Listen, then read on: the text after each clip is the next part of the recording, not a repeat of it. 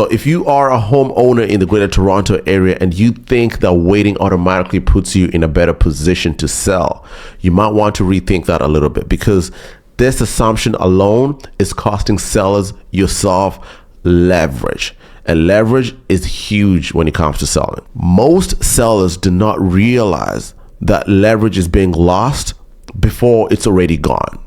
Before we get into the video, if you're new here, my name is Clement. I'm a real estate broker here in the Greater Toronto area. And on this channel, I break down what is going on in the GTA real estate housing market. It's not just about the headlines that we talk about. It's not about just the hype alone. It's really just strategic positioning for you as a homeowner to be able to make some really smart decisions. So if you own a home and you're planning to make a move within the next 7 to 90 days or even 1 to 2 years, you are in the right place. So here's the truth that most homeowners are not being told. Today, sellers are not losing because of price.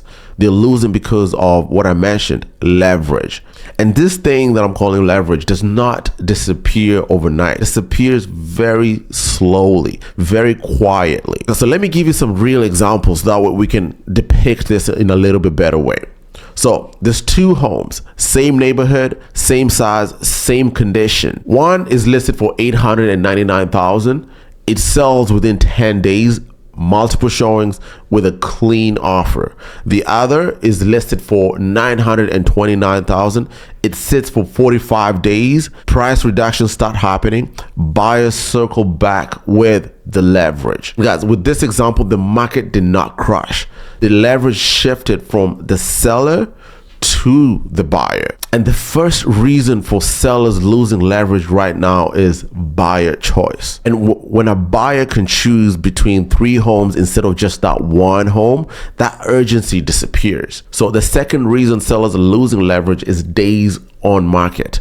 Days on market, the thing about days on market, it typically tells us what kind of market we're in. Are we in a seller's market? Are we in a buyer's market?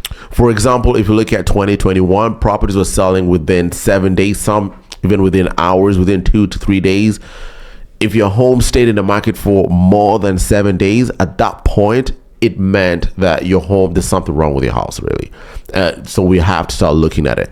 Today, homes are taking about 21 days, 30 days, some even 60 days before they sell. This tells you we are in a buyer's market. In 2021, we were in a seller's market. Because today, once a listing passes what I said, 21 to 30 days, buyers start assuming something is wrong, particularly if you get into that 60 days. So you have to really pay attention in the kind of listings that you have out there. When a buyer is coming and your property has been in the market for this long, they're not asking what do the sellers want anymore.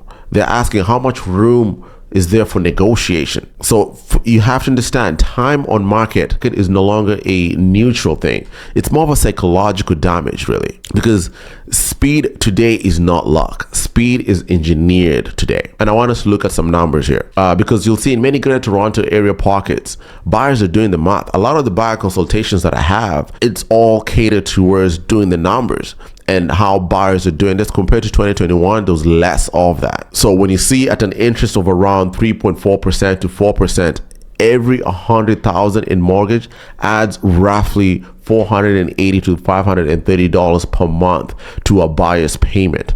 So when a homeowner, when a seller overprices by about 50,000, this is not just price. That is roughly 240 to 265 per month.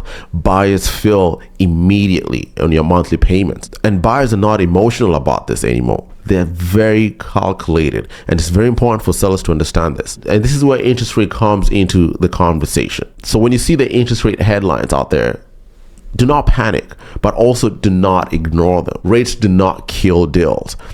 Uncertainty does. Buyers are not waiting for rates to collapse. They're waiting for clarity. And this is the mistake sellers make when they hear the rate news. They think, I will wait until it drops. But what usually happens is this.